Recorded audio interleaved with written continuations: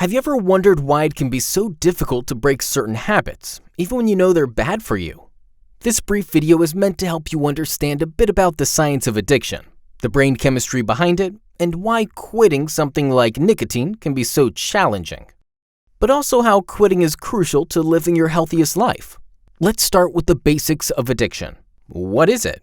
Addiction, to whatever it may be, often begins as a way to deal with pain. Tobacco, alcohol, marijuana, opioids, painkillers, cocaine may feel like they dim the pain for a while.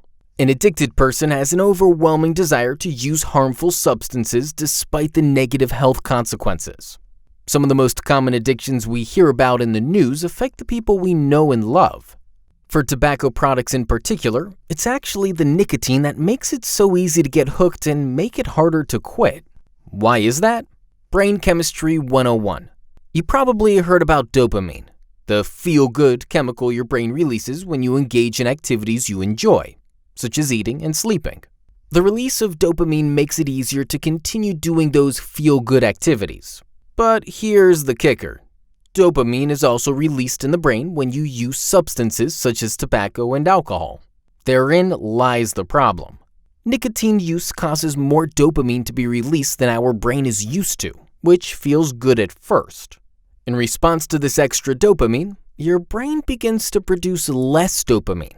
This then causes the nicotine user to have a hard time feeling pleasure without nicotine. Eventually, they need nicotine to just feel normal. This is what people mean when they talk about having cravings. Same with all tobacco products. And although your body may feel energetic at first when using nicotine, like when you drink coffee, nicotine can bring with it other physical side effects such as nausea, vomiting, anxiety, dry mouth, indigestion, and diarrhea. Let's take a look at tobacco products that contain nicotine. They include cigarettes, cigars, pipes, hookah, chewing tobacco, snuff and snus, and vaping devices like a Juul. Nicotine from a smoked cigarette will reach the brain in as little as 7 seconds after inhalation. All Juul e-cigarettes have high levels of nicotine, among the highest of e-cigarettes on the market. Juul's nicotine liquid refills are called pods. A single Juul pod contains at least as much nicotine as a pack of 20 regular cigarettes. Think about that for a minute. If a young person goes through 2 pods in 1 week, they are getting as much nicotine as 2 packs of cigarettes. It is common for people to think that smoking is a way to calm nerves and deal with feelings of anxiety. But the truth is, nicotine can actually cause anxiety symptoms or make them worse. Without nicotine, a person will experience unpleasant withdrawal symptoms such as headaches and body chills. Some common signs are feeling sad or irritable or having trouble sleeping. These nicotine cravings can be so intense that they can eventually become the most important thing in a person's life. One more important fact to know, nicotine largely affects areas of the brain responsible for attention, memory, and learning, which are essential to brain growth. Speaking of brain growth, did you know that even after you've stopped growing taller, your brain doesn't finish developing and maturing until mid to late 20s? The front part of the brain, called the Prefrontal Cortex, which is responsible for planning, prioritizing, and controlling impulses, is one of the last brain regions to mature. And exposing your brain to nicotine while it's in this crucial developmental phase can cause addiction and harm your brain.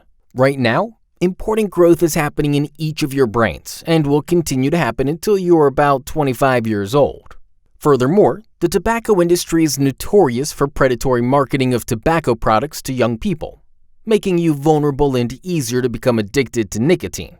In fact, they're counting on that. That's why, in the US, more than 90% of current adult smokers began smoking before the age of 18, and evidence shows that around 50% of those who start smoking in the adolescent years continue to smoke for 15 to 20 years. That is a major adverse impact on your brain's development.